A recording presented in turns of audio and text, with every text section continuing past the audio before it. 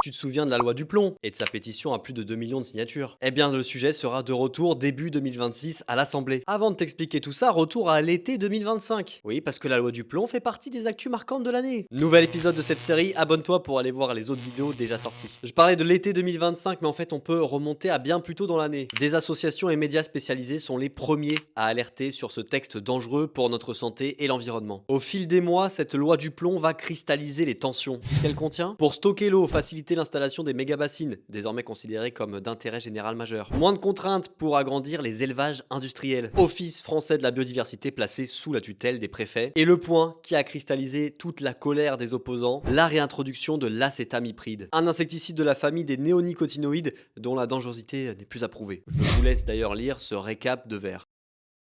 Si ces retours en arrière sont d'autant plus choquants, c'est que plusieurs mesures ont été dictées directement par la FNSEA, le principal syndicat agricole. Parfois mot pour mot, hein, comme le rappelait cette vidéo de France Info. Le 8 juillet, le texte est adopté à l'Assemblée nationale, 316 voix pour, 223 contre. La contestation ne s'arrête pas pour autant. 2 jours plus tard, la pétition d'Éléonore Pateri, une étudiante de 23 ans, arrive sur le site de l'Assemblée. Seulement 18 jours plus tard, elle atteint les 2 millions de signatures. Et le feuilleton de l'été se poursuit jusqu'en août, le 7 août précisément. Le Conseil constitutionnel censure l'article tant décrié sur l'acétamipride. C'est donc sans cette mesure qu'une poignée de jours plus tard, Emmanuel Macron promulgue cette loi. Si la loi du plomb aura marqué 2025, ce n'est donc pas terminé. Le 7 janvier prochain, la pétition sera débattue à l'Assemblée, une première dans l'histoire. Bon, alors ce nouveau débat ne changera pas le vote et encore moins la loi, mais il aura au moins le mérite de remettre les pesticides au centre des débats et des préoccupations. Et pourquoi pas accentuer la pression sur Laurent Duplomb? Suite à la censure du Conseil constitutionnel, le sénateur LR avait annoncé son intention de déposer